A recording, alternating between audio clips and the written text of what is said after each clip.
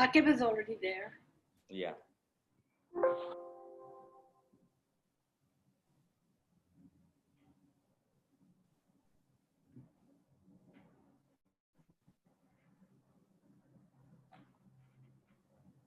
मैंने इसे पहले मिक्स कर दिया है।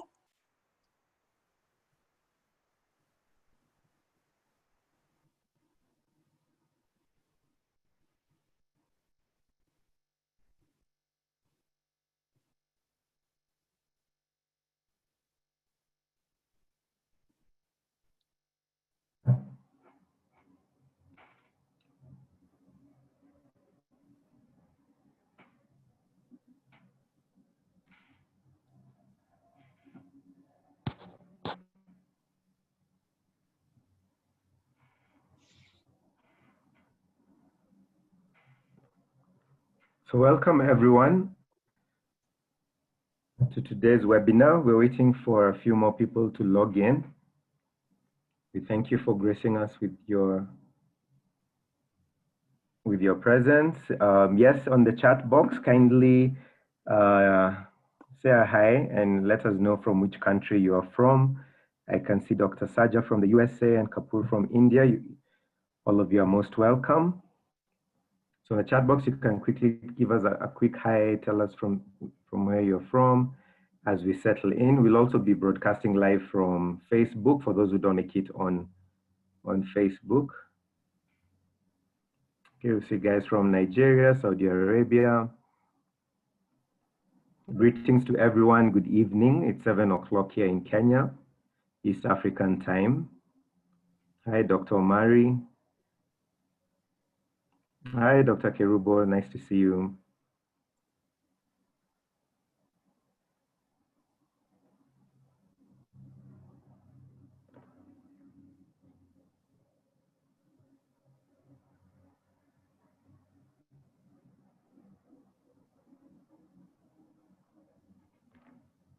So just a few more minutes for everyone to settle in, then we'll begin the lecture shortly.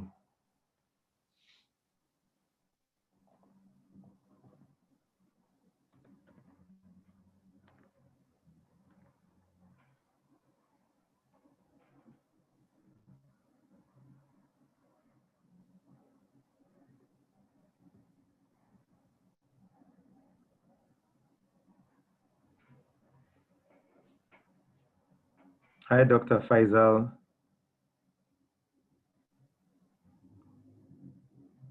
And Dr. Kiprop.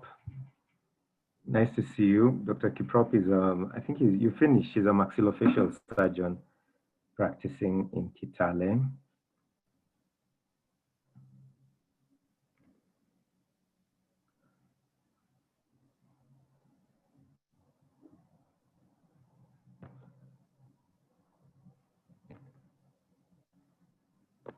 No, it's refusing.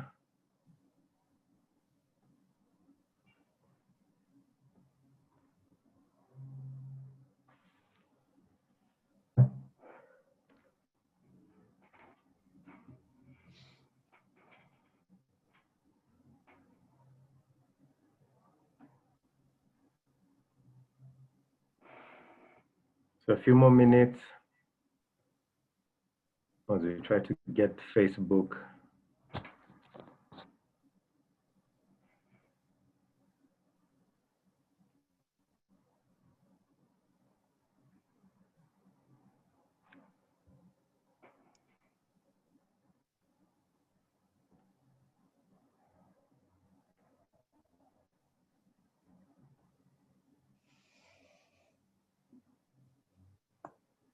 You're most welcome, Nizar. Nice to see you again, all the way from Saudi Arabia. You've been active on Telegram. So thank you for joining. You're most welcome.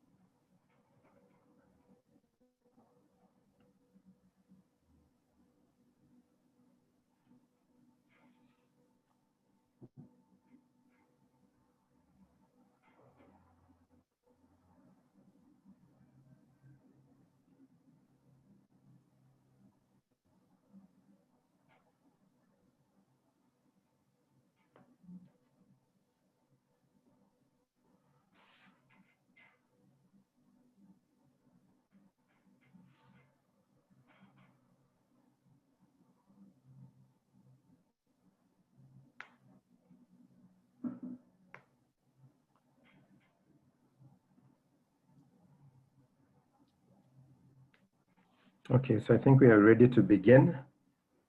So we welcome each and every one of you. Thank you for joining us again, another Thursday on our series of continuous webinars focusing on special care needs in children. We've had a successive, I think the month of September and October, we've just had a series of lectures on special care dentistry.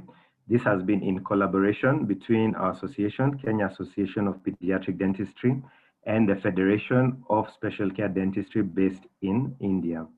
So joining us today is Dr. Malllineni and Dr. Varma, who are founders and council members of the Federation and who have helped us organize the series of these lectures. We also remind you, November will be a series of lectures on cleft lip and palate patients, management, orthodontic management, pediatric dentistry, maxillofacial surgery, and also the medical aspect, the pediatric medical aspect of CP. Next week, we will have a lecture on cerebral palsy and the special care needs for the said patients. So we encourage each and every one of you to join the Kenya Association of Pediatric Dentistry. We've had offers even from South Sudan. So you don't also have to be Kenyan. Anyone is free to join our association. And within Kenya, it's open to all, to dentists, pediatric dentists, dental interns, and undergraduate students. So feel free to join us as we help promote the practice of pediatric dentistry to better our practice in taking care of the children. So joining us is Dr. Priya Varma, who was our first lecturer. She'll be our co-host today. She will lead us in the Q&A section and introduce our esteemed speaker, Dr. Malllineni. So Dr. Varma, over to you. Hi, everyone. I'm extremely honored to introduce our speaker of the evening, Dr. Sreekanth Malllineni. Dr. Malllineni is an associate professor with pediatric dentistry in the Department of Preventive Dental Sciences, College of Dentistry at Majmaah University, Saudi Arabia. He's also a clinical head and consultant pediatric dentist with Rich Dental Hospital. He's an honorary research associate with the Faculty of Dentistry at the University of Hong Kong.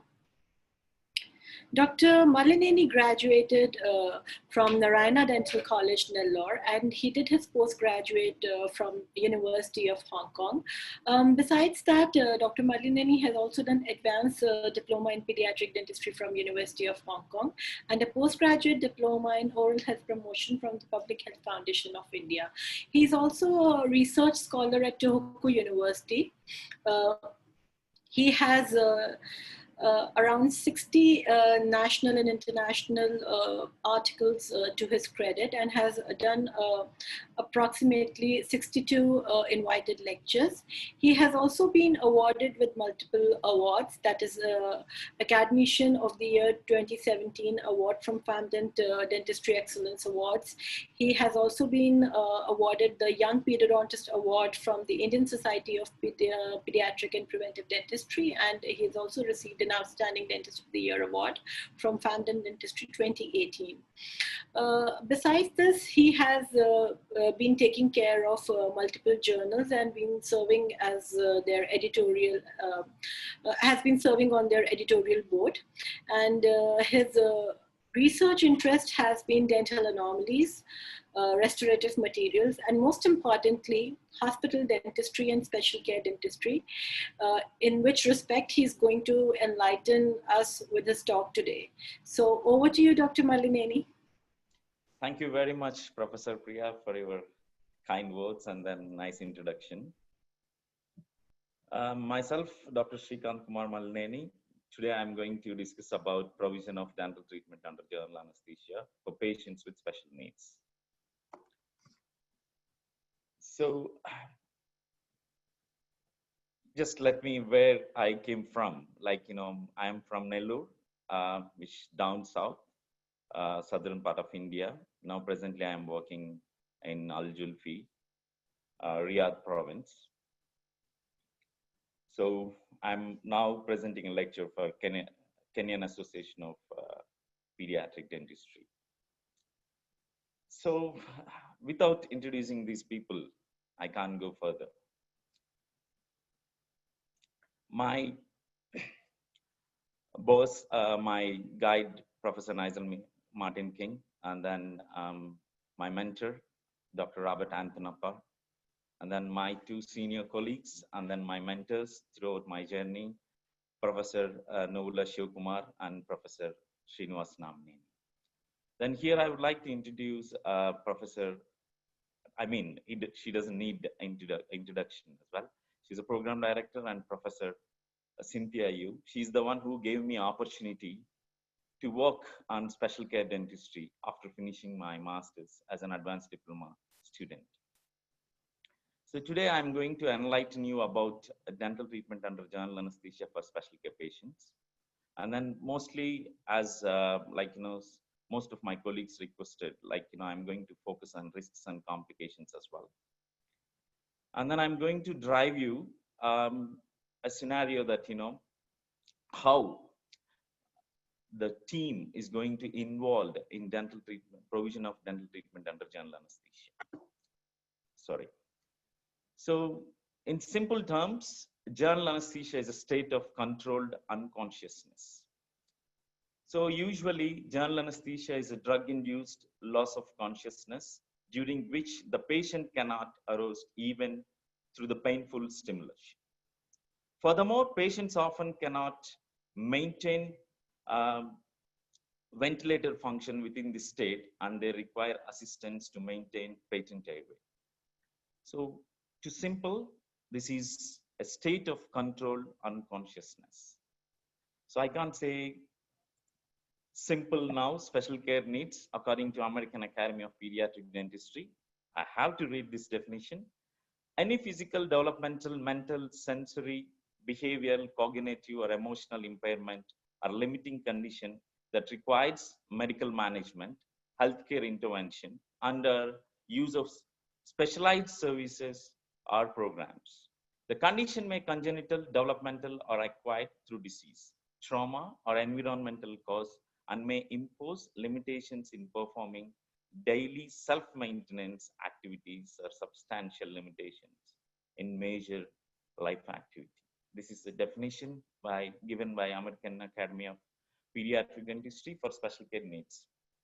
So now we are going to discuss about general anesthesia in special healthcare needs. So what is the goal of general anesthesia? This is basically a principle we have to provide a patient management to accomplish necessary treatment while is maintaining the level of comfort and cooperation to give good quality of treatment with safety. This is the main goal of general anesthesia. So before going into detail, you should know a few things about how to select a patient. In this, you have to focus physical status classification system given by American Society of Anesthesiologists. This is latest classification. You have 6 plus E, which is emergency surgery. So which we deal with in our clinical setups, mostly ASA 1 and ASA 2 and ASA 3 as well, not all the times. But it is very important to know all these 6, which I'll go through now. ASA 1 is a normal healthy patient. ASA 2, a patient with mild systemic disease. ASA 3, a patient with severe systemic disease. ASA 4, a patient with severe systemic disease that is constant threat of life. So we only deal with these 3, ASA 1, ASA 2, and ASA 3. Rest we need help from our medical people. So you have to remember 3 things in your mind when you are planning for the dental treatment under general anesthesia for special care patients. Coping skills are undeveloped or not even exist in special care patients. Not all, in some group. And the other way, they cannot appreciate that cooperation during treatment may enhance its quality. Only means of successful providing high quality of dental treatment to such patients is only possible under general anesthesia. Let's look at reasons for general anesthesia. Management of dental caries or its sequelae, dental anxiety, challenging behavior, orofacial dental trauma, craniofacial anomalies like cleft lip palate and other anomalies deals with jaws as well. Phobic gaggers, minor oral surgical procedures, which includes surgical removal of supernumerary, surgical removal of impacted teeth, even small minor surgeries, which include dental trauma as well. So I would like to say how I do in my practice, how I do dental treatment and general anesthesia. And then what are the team that we, not only me, everybody use the same policies and guidelines.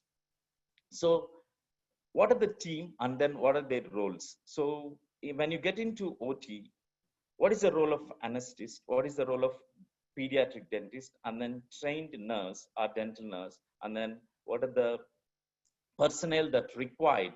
And then what are the duties of these personnel which involved in dental treatment under general anesthesia? Let's go one by one.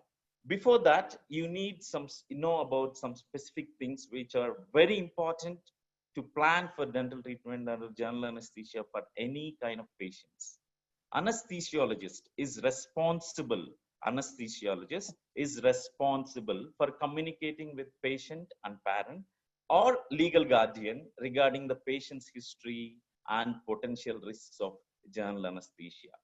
Very important. So you are the one who are going to provide dental treatment as what you do regularly in the clinical setup. Same you're going to perform in OT. That you have to clearly mention to the patient, parent, and legal guardians. So once patient should know that what you are performing in OT, and then you have to tell them this is an anesthesiologist, and then he's the one who is responsible for induction of whatever gases and then for general anesthesia.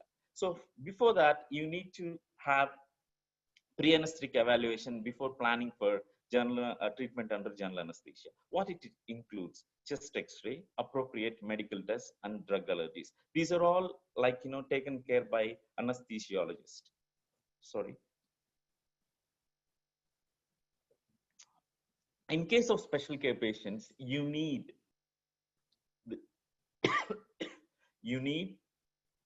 consultation from physician. In children, you need consultation from pediatrician before going for treatment under general anesthesia. And then as a dentist, it is our role to communicate between medical team and patient and parent. So you are the barrier between medical team, which includes physician and anesthesiologist, and then parent and patient. So as I told you, nil by mouth, this is very important, which anesthesiologist is going to explain to the parent about nil by mouth. There are various protocols, but we follow in our hospital this protocol for the patients or children, special care patients or children who are planned for dental treatment under general anesthesia. So there are different protocols. There is no hard and fast rule, but you have to follow your local guidelines when you are planning for nil by mouth. Once you reach nil by mouth, before that, you are planning for treatment. Anesthesiologist is the major person who can explain about potential risks and what is going to happen in theater. And then dentist is responsible for the explanation of dental treatments to the parents. Informed consent is very much important. Without taking informed consent, it is not even considered advised to go for treatment under general anesthesia. So you have to explain in detail about each and every step. For example, your plan for pulpectomy, and then maybe the tooth has been not bleeding, is not controlled, you plan for extraction. So you have to call and inform the patient. Otherwise, you have to tell the patient parent priorly when this might happen. These are proposed plan. We may change plan, and then we might inform you when you are going for extractions. So this is very important to take informed consent from the parents. So even though if they go for informed consent, there are a lot of problems that you may face, in reality. An article published in Adult Literacy in America in 1999 33% of English speaking hospital patients could not read and understand basic health materials. And then it's surprisingly 42% could not understand instructions to take medication on empty stomach. And 25% did not understand information on an appointment slip. 60% did not understand the standard consent form, what is there in the form, just the sign. And then again, there may be chance of arguing with patient parents and all. So it is very important to tell them in their own language. And if you are not able to convey the message that what you are planning to do, you can have a mediator who can actually translate your treatment plans and then translate about procedure to the parent before getting into the OT. So I would strongly recommend, even for regular dental procedures also, take consent for each and every procedure. So what are the documents that required, and then what are the availability in the theater when you planning for dental treatment under general anesthesia? When patients sent to OT after obtaining consent from the parents, so you have to maintain a folder which is having complete detail of the patient should send to the OT. The appropriate radiographs.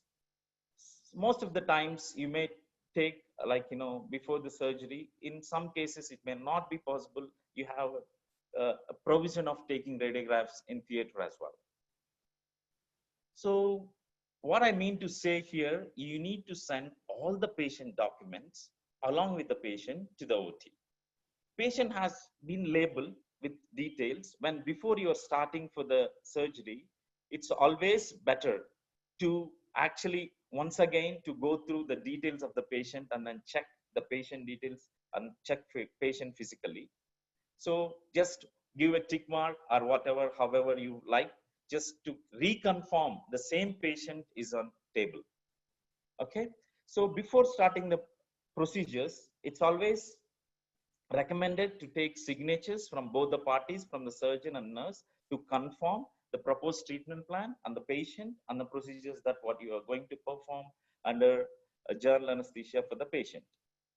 So here, when everything is ready, next option is we are going for intubation. We have 4 types of intubations, which are oral tracheal intubation, retromolar intubation, nasal intubation, and submentotracheal intubation. In dental treatment under general anesthesia, you mean to say oral rehabilitation cases, most of the cases, anesthetists prefer or dentists prefer to do under nasal intubation. But most likely, when I had conversation with my anesthetist whom I work with, anesthetists prefer to do oral intubation. But here, our area of interest is oral cavity, so it is always mandated to go for nasal intubation. So just I have gone through the literature that, why this intubation is very important, and then what it actually plays role when you place into the nose or into the oral cavity. I'll just go in detail in further slides. So before that, it is very important to check the ease of intubation based on Malllineni score. This is excellent pictorial presentation of Malllineni scores. So I'm not going to assess this, but my anesthetist is going to assess this, but it's always better to have a knowledge about this. So class 1, complete visualization of soft palate, teeth and tongue, whatever, and what are visible in the oral cavity. Class 2, complete visualization of uvula. Class 3, visualization of only base of uvula. Class 4, soft palate is not visible at all. This is a very important assessment which has been usually done by anesthetists prior to planning for informed consent and then pre-anesthetic evaluation. So I just gone through the literature where this nasal intubation started, and then what are the indications and all. A paper I found 2 papers which detailed description of nasal intubation, and originally it has started in 1902 by Kuhn, which was published in German medical paper. He used during World War I nasal intubation, and then followed by, there was an article published in Proceedings of Royal Society by Robotham and Magill. This is called as Magill intubation as well. So let's go through the indications. Intraoral or oropharyngeal surgeries, oral route or intubation not possible due to trismus in ICU cases, and maximum maxillofacial surgeries needing better surgical access, tonsillectomies, residual laryngoscopy, and microlaryngoscopy surgeries. Contraindications include previous history of old or new skull base injuries, bleeding disorders predisposing to epistaxis. So here what I want to stress, if there is quadrant dentistry or only to one arch, let's say left side or right side of the oral cavity, then there may be possibility of oral intubation. So most likely it is always better to go for nasal intubation, so that you can have access, very good access, when you compare with the oral intubation, for the dentist to provide good and quality treatment. So as I told you, we have a team of 4: anesthesiologist, pediatric dentist, and dental nurses, and helper and runner. So what actually anesthetist is going to do when everything, all the documentation is done, and then he's going to check, and then intubation possible. These are the procedures that they're going to follow one by one, from your left top to right below. So once the patient is ready, let's see what pediatric dentist is doing. Pediatric dentist, an assistant and a dental nurse, they're going to become gowning with the clear steps 1, 2 to 7. You can see, actually I adopted this picture from Dr. Priya's textbook. Now you can see, during this COVID, we have seen many guidelines up, which are appeared in CDC or WHO, ADA, especially about gowning. So I don't have to explain much more, but still, this is very important. So here you can see here. So the person who is helping you to tie, which are not supposed to touch anything in front of the gown. So this is very clear indication. That means you are maintaining sterilization. Again, there are different patterns of ways of wearing gloves. Here, we have again from Priya's textbook, you can see here. So its main thing is you have to follow a protocol, then you have to maintain the sterilization, which is very, very, very important when you're planning for dental treatment under general anesthesia. It doesn't mean that you can't follow these things. You have to follow everywhere very strict sterilization protocols. So now we have seen what anesthetist has done, and then what pediatric dentist and assistant and nurse who are prepared for the surgery. Let's see what a dental assistant, after getting into the theater, what she's going to do. She's going to prepare all the instruments, all the which are going to use by dentists in a sequential manner.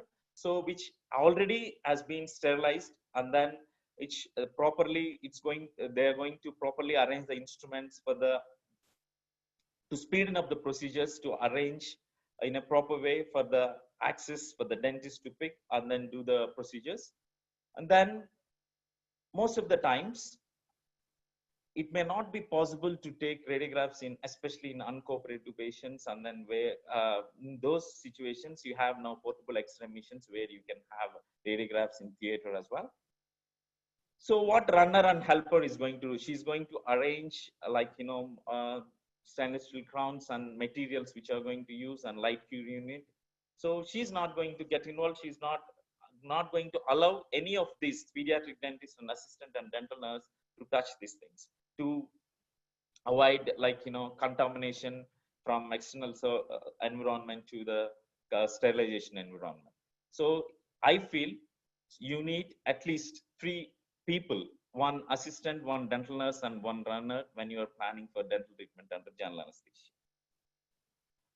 So this is a pediatric dentist job. Once you're done, then you're going to clean oral cavity, and then you're going to drape the head, and then you're going to expose the mouth.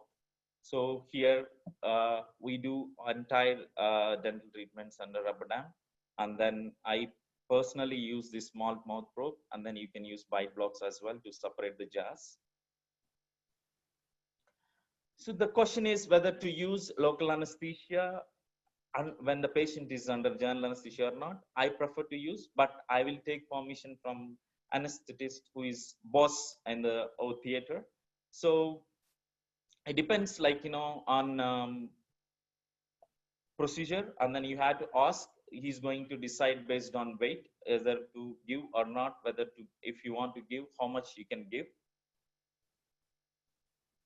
Finally, so we have done the, like, you know, got the case, and then we have followed the informed consent, nil by mouth, and then we seen how dental nurse and pediatric dentist is going to prepare outside the OT. When they enter to the OT, what is the duty of pediatric dentist, what is the duty of dental nurse, what is the duty of helper or runner. So finally we have done the treatment. And then what are the possible side effects, which are, like, you know, minor and very common possible side effects are nausea, vomiting, headache, pain in treated sites, infection sites actually especially, and sore throat, which commonly encountered in children especially, they can express more, and damage to the teeth and lips. And serious complications, which are include, like, you know, breathing difficulties, stroke or brain damage may cause permanent disability, strain on the heart may result in the heart attack. Awareness while it's under J are very important. And then sometimes you can see temperature growth, which is called malignant hypothermia, which is also encounters in when you are providing dental treatment under general anesthesia. So I found, like, you know, very good paper published in Special Care Dentistry, which almost 11 years ago by a dental anesthesiologist.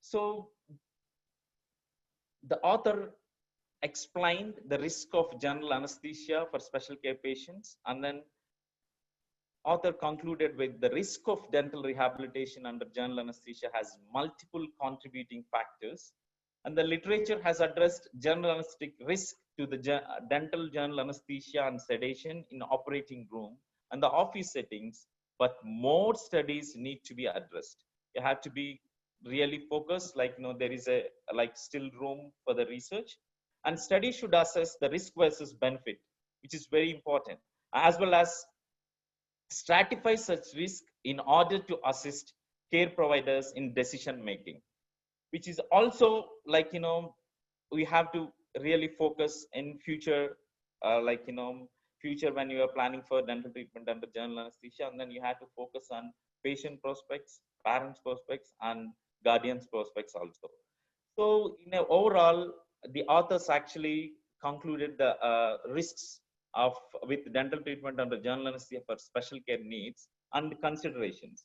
They actually focused on these 5 aspects: pediatric anesthetic considerations, which actually the pediatric children have many physiological and pathological, pharmacological, and psychological differences exist when they compare to adults. Children, basically, they have very less, like, you know, more complication, possibilities of more complications. Still, we need to find evidence which is the difference, and a clear understanding pediatric physiology is very much necessary for the safe administration of general anesthesia in those patients. Coming to geriatric patients, there is an author called Dudes explained the risk factors associated with old age, describing 2 age groups, more than 75 years and then more than 85 years. The author emphasized the physiological and functional reserve that would help the patient to tolerate any acute adverse events. Coming to the anesthetic considerations of special needs population. So basically here, most of the studies have been discussed and then mentioned about anesthetic considerations, which are very important. So it's basically on IQ levels, and they reportedly statistically significantly increased by Cavalier.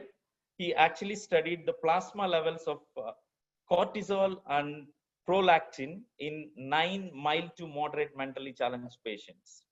Okay, And when you consider about complications associated with medically compromised patients, ASA, which I told you before, ASA 4, ASA 5 had more problems in case of medically compromised patients. A study by Boynes in 2010, this group actually conducted a study on perioperative complications during the surgery. The complications were more likely associated with patients classified by ASA 3, which is 12.4%, and Mallopathy class 3, which is 9.9%. And then the authors also found that people with cerebral palsy experience a highest percentage of complications. And then with that, authors also concluded the treatment duration was not associated with an increased risk of complications. So a group from Western Australia, anesthetic mortality. So there are some cases which are published in the literature on mortality rates as well. So you can see the gradual decrease of mortality rates from 1980 to 2000. And previously, there are a couple of studies from United Kingdom. They say the general anesthesia deaths are from 1 to 200,000 in 1952 and 1 to 200,000 in 1990. And then just we explored in dental how it has been done. So then we actually focused on aging and general anesthesia relation. Then when I looked into the literature, I found because when the patients and elderly patients, there are multiple comorbidities experienced by patients in special needs are similar with many complications associated with aging. This is the possible reason for the mortality rate increase with age. Specifically, the risk of mortality is 2.2% in patients aged 60 to 69 years, but increased to 8.4% when the patients are aged more than 90 years. So when you have more elderly patients, there are high risk of mortality rate. So you have to be very careful. So we have gone through the literature where we found different mortality rates, and then we found what is the reason for these mortality rates decrease, and maybe the advances happen in general anesthesia, and the dental treatment under general anesthesia slowly has been transferred from dental setting to hospital setting. This is also one of the possible reasons for decrease of mortality rates. So we actually looked at the literature. We found couple of studies which has focused on special care dentistry, especially here. When you look at in 1970s, most of the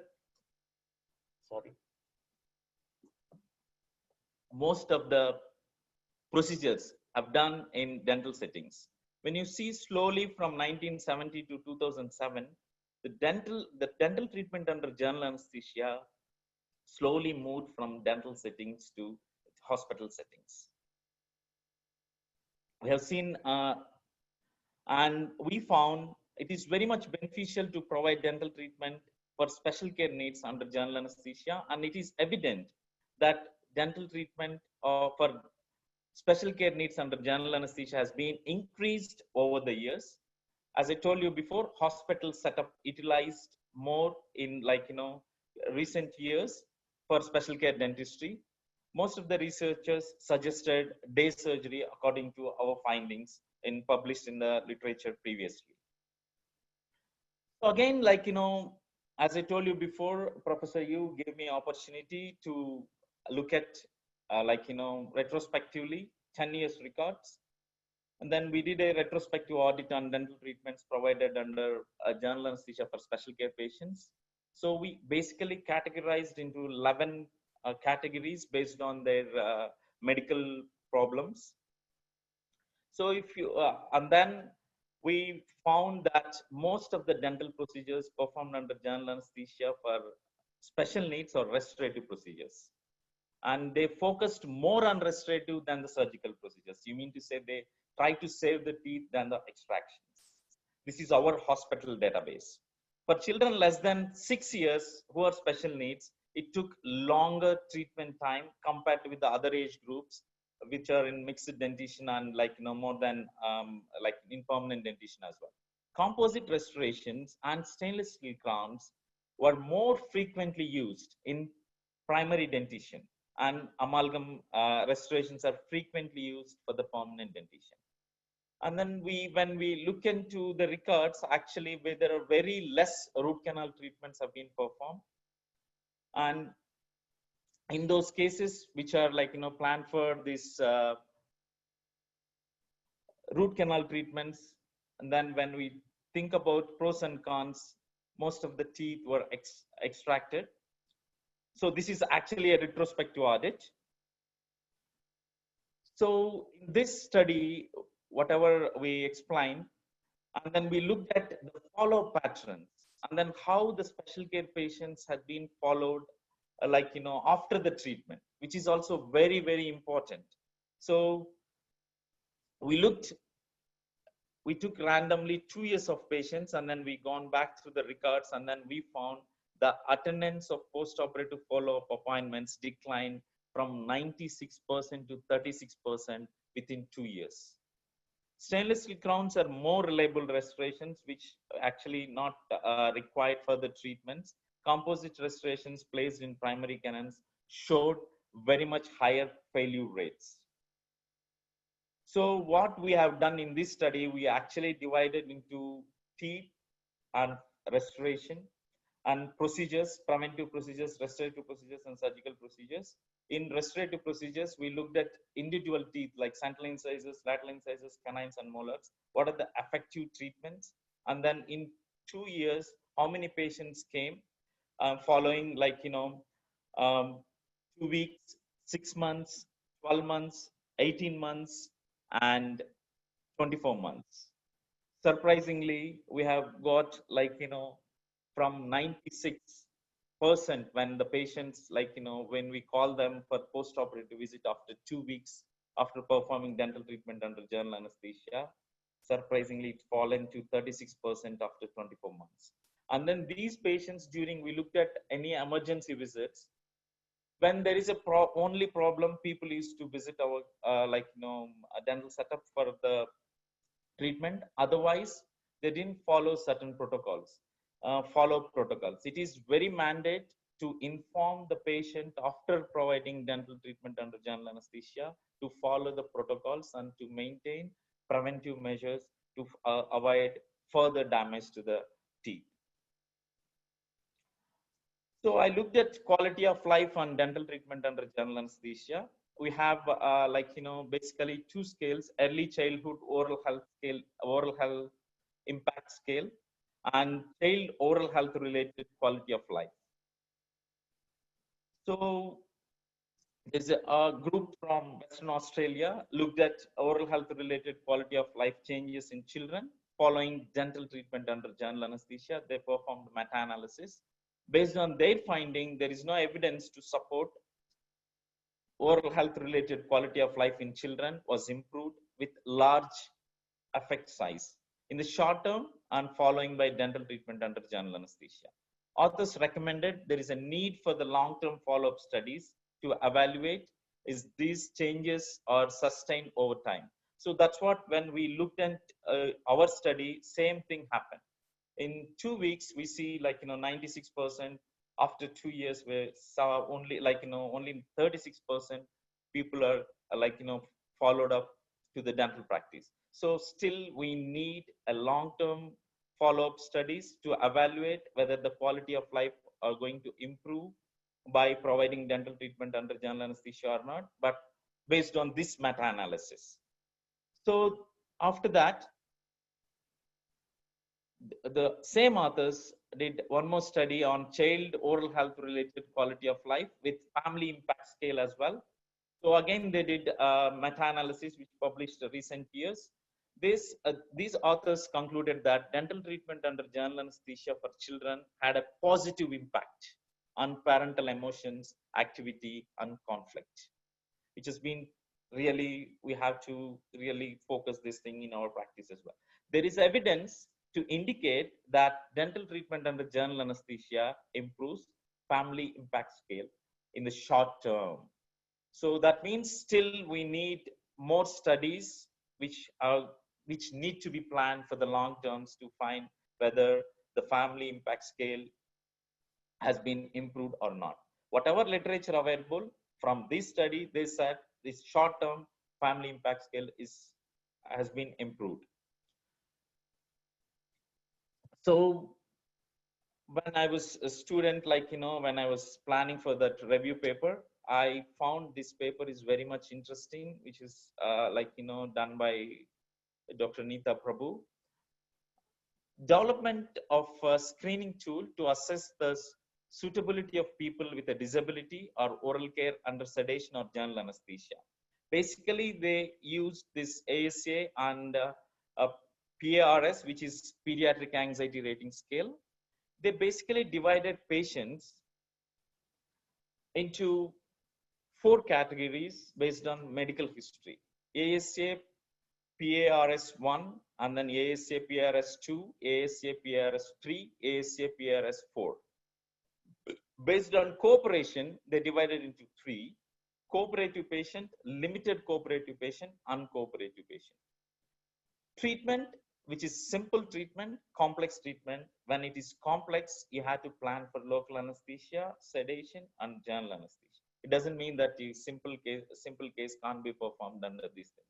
But it is very important to define or to divide your patients when you are planning for the dental treatment under general anesthesia based on this. Is very good tool which I use regularly in my practice, which I would recommend all of you also to use this tool for your patients when you are planning for oral care under sedation or general anesthesia.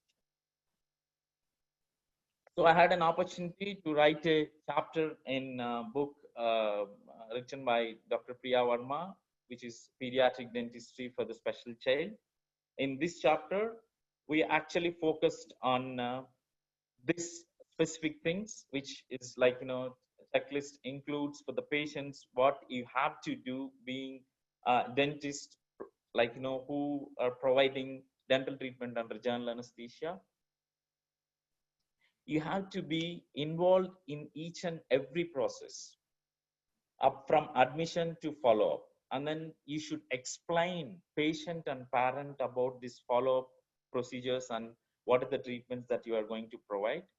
And then you need to find a good anesthesiologist and then good experienced anesthesiologist when you are planning for treatment under general anesthesia, especially for the younger children. And here, I'll go through one by one. We have to explain the potential risks, which are common things, which is we discussed before: nausea, vomiting, and especially when you provide dental treatment, dislodgement of restorations and displacement of sutures and bleeding after the treatment. You have to inform prior to the surgery. And pre-anesthetic evaluation, which actually includes diagnosis, medical and physical histories, complete blood picture, urine analysis, chest x-rays, pre-medications, which need to be evaluated by anesthesiologist. And you are going to act as a mediator between the parent and patient and physician and anesthesiologist as well. Anesthesiologist is the one who is going to perform all these things and explain potential risks with anesthesia. If you explain that, it's going to be a different ballgame. So usually I don't explain about anesthesia risk. I'm going to tell them there is a provision of the, entire treatment to avoid multiple visits and then to give safety and better treatment under anesthesia. And you have to introduce your anesthetist. Anesthetist is going to explain and then take informed consent for the provision of dental treatment under anesthesia. So pre-medication, which is going to taken care by physician who is in charge for that ward or ICU. And intubation, as we discussed, we have 4 types of intubations.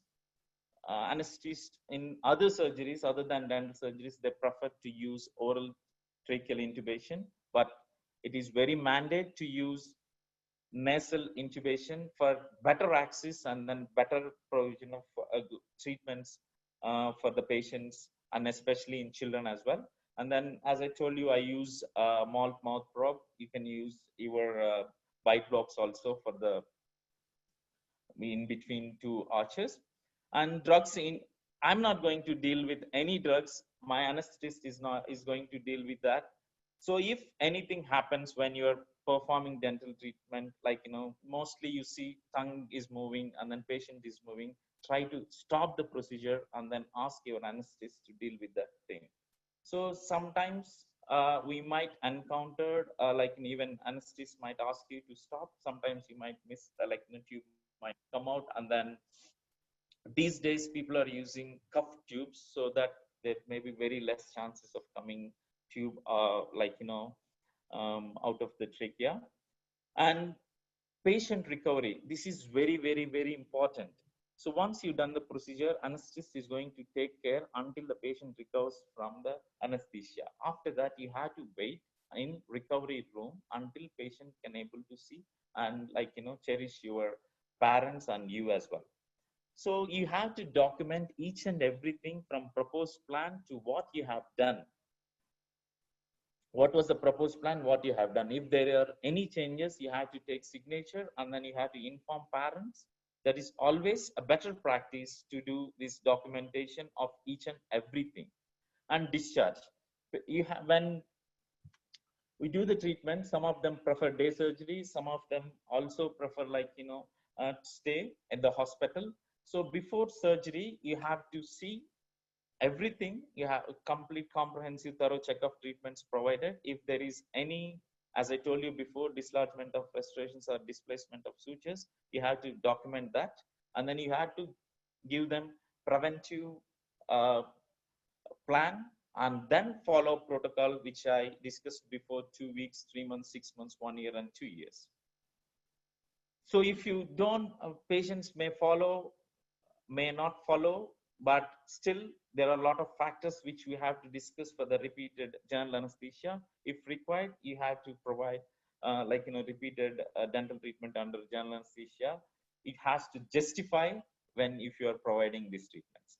Coming to the checklist in OT, the dentist, the anesthesiologist and physician are going to look at pulse rate, respiratory rates, blood pressures, and oxygen saturation levels. Even in drugs, name of the drug, dosage of the drug, route of the drug, which all need to be documented and then need to make a record of the patient. And then it has to go through the file to the dentist, from at least copy of the file from anesthetist to the dentist to the dental department. So when the patient is recovering, you have to check again the vital signs and time of the discharge and discharge person who has discharged, and then what was the things that person has been documented.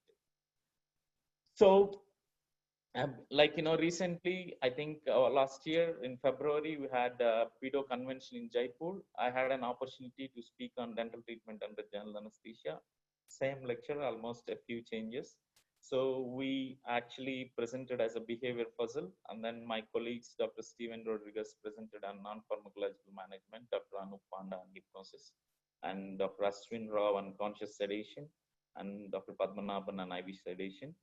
So what we thought after doing this, to give certain guidelines to practice pain management techniques, including all these non-pharmacological and pharmacological techniques. And then I should say thanks. I should take this platform to say thanks to Dr. Nikhil Marwa, who gave us the opportunity to publish a special issue on all these aspects. And then Professor Malllineni and Professor Sukhdeep Singh also joined their hands with us to give their inputs as well.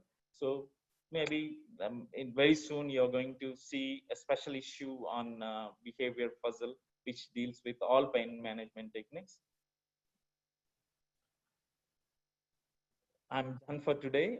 Thank you very much for giving me opportunity to speak on provision of dental treatment under general anesthesia for special care patients. I would like to thank from my bottom of the heart to Kenyan Association of Pediatric Dentists and Federation of Special Care Dentistry as well. Thank you very much.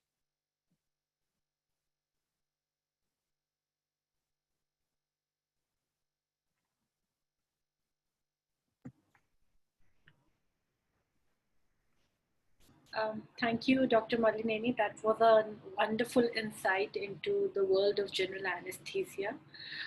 The forum is now open for discussion. We can have your queries in Q&A sections. Hope I am on time. Yes, you're very much on time. We have a question from Dr. Gunjan Garg. She's saying, if we are repeating the GA in the same patient by any reason, what is the time difference we are looking at between the two GA procedures? Well, actually, very good question. Thank you for the question. There is no certain guidelines like, for the time duration, but how essential it is, and then what is the need for the dental treatment under general anesthesia, this is very much important. Okay. And is there anything that we should look into in the terms of time frame that we should look into while they recover from the first GA case and settle with all their dental issues, and then probably we can go in for a second procedure?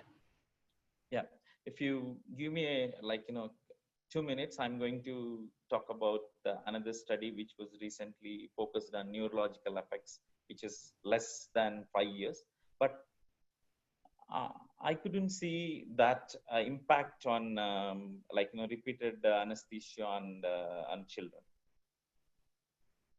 Okay. And then, yeah. Go on. Please go on. Yes. Okay, so we have another query from Dr. Jasdeep Kansal. He is asking if you can please suggest a book with complete details on general anesthesia in pediatric dentistry. Actually, there is no specific book for dental treatment under general anesthesia for pediatric dentistry. Actually, a group of my colleagues and my students, we are planning to write one. If I don't know, it is project 2022. Let's see if somebody comes up, definitely I'll share with the person who actually asked us. Yes, just for the uninitiated ones, there is a book, there's a chapter written by Dr. Malllineni on general anesthesia, dental general anesthesia in pediatric dentistry. If you want, he can share the details with you. Okay, so. Yeah, 1 minute actually. Yeah. There is a book by, right, General Anesthesia and Sedation in Dentistry. Am I visible? Yes, you are. Yeah, you can see the book here. Can you please read out the title? General Anesthesia and Sedation in Dentistry. Okay. Yeah, you can see book here. Okay. So which I follow this book. And then I have one more book by Dr. Allen, Dental Anesthesia and Analgesia. Okay. Okay. But there is no specific book for pediatric dentistry itself. There's one more book actually, which I have. Sedation, Local and General Anesthesia in Dentistry. Okay. It would be nice if you could type the name of the book in the chat section so that all of them can Sure. I will do that. Thing. There's another question from Dr. Rishabh Kapoor. How long a session of GA can be conducted in a 2 to 3 year old patient? As actually time there, every time, even if you ask, you are explaining your parents, they're going to ask how long it would take, is there any problem? So what I would recommend, as quick as you can. Okay. And then it comes with experience. Mm-hmm. Yeah. Okay. So there's another question from Dr. Kher. Why there are most of the complications, as mentioned by you, for children with cerebral palsy?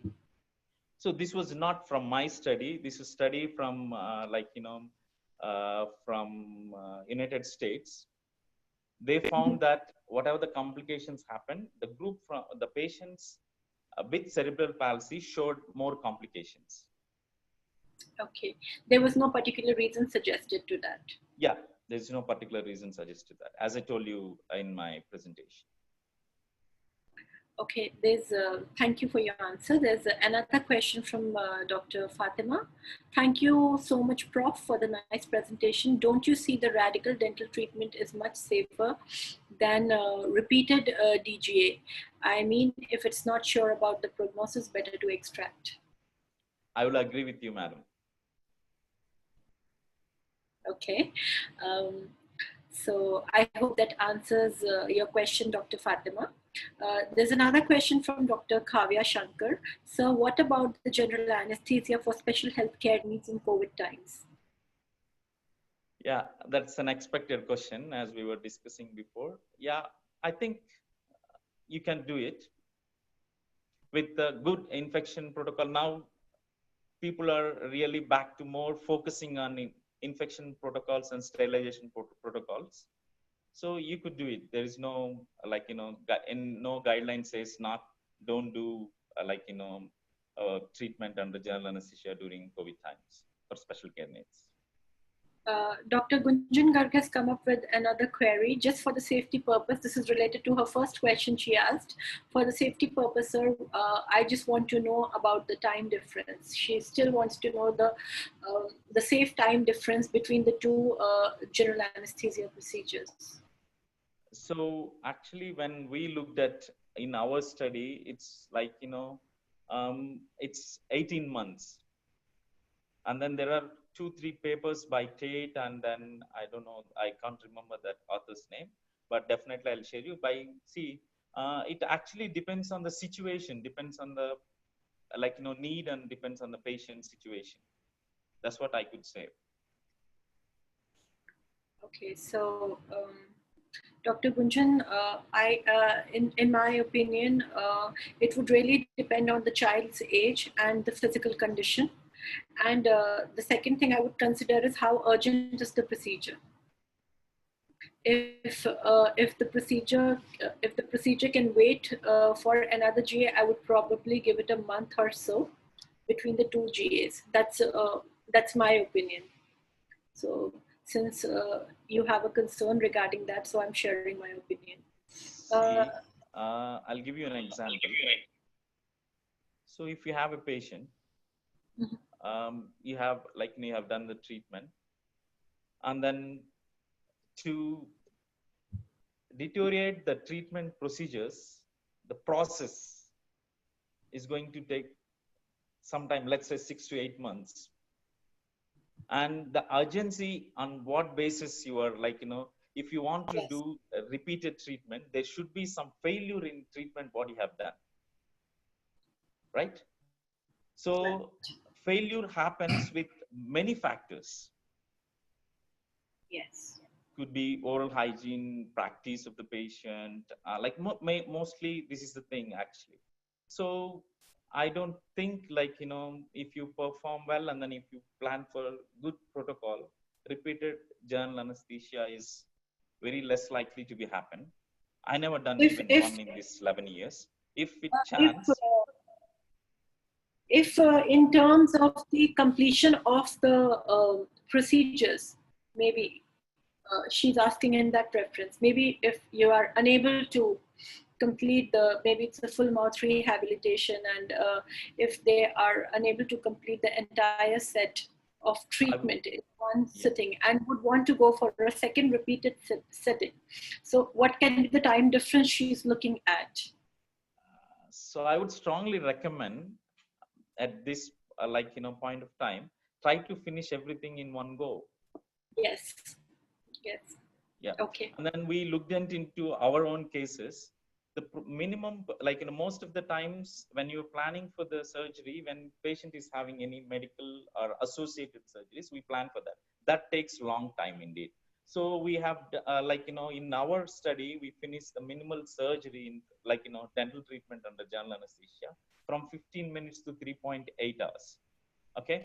So anti-treatment has been provided during this time. The average time was 120 minutes. We actually, it's not published, but we have taken, I can tell a few things from that paper. Maybe basically we have taken, bottom line to 120 minutes.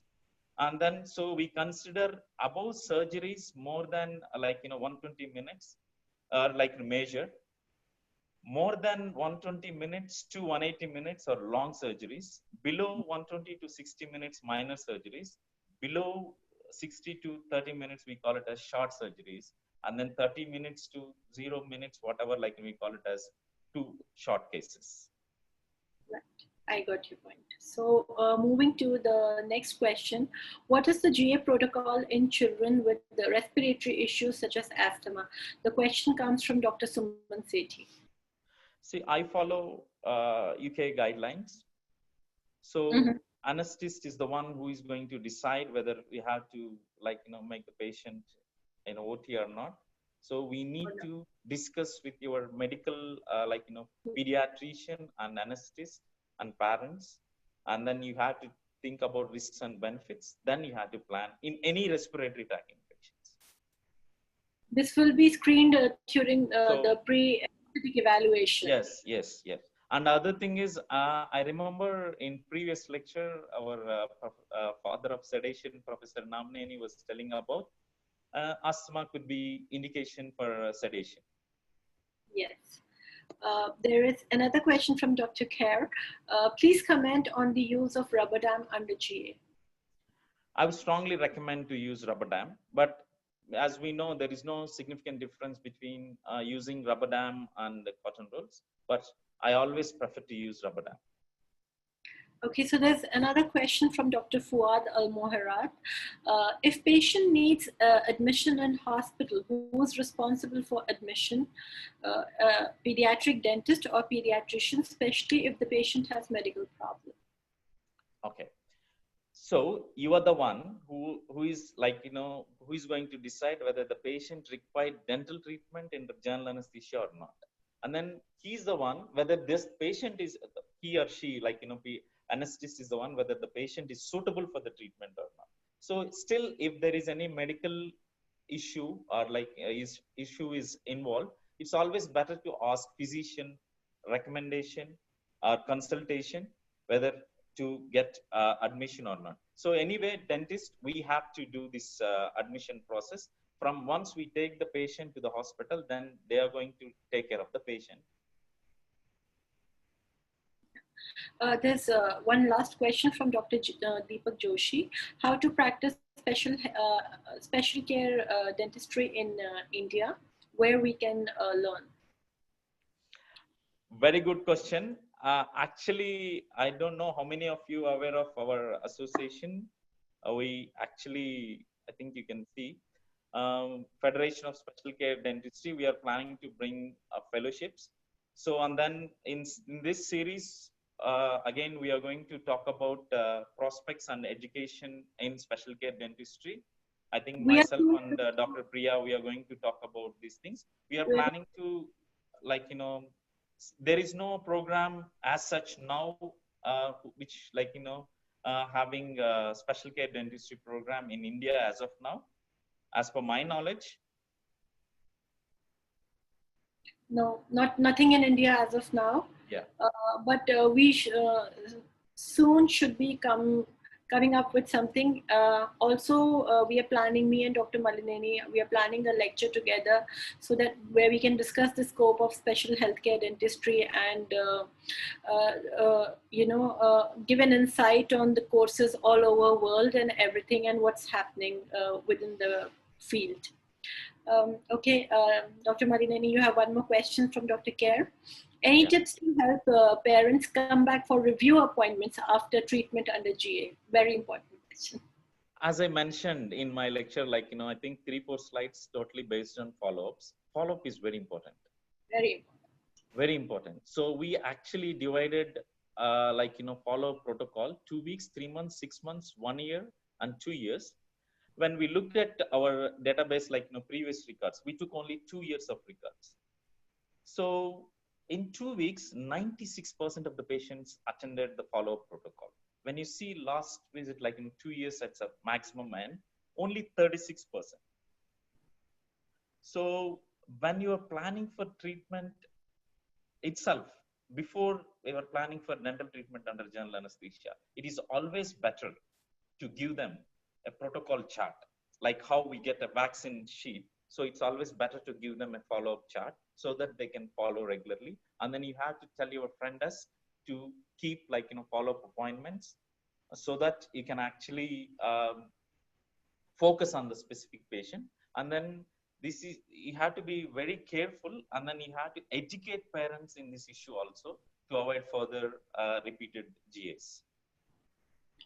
Okay, thank you, Dr. Malllineni. And with that, we come to an end of the session and the end of Q&A. And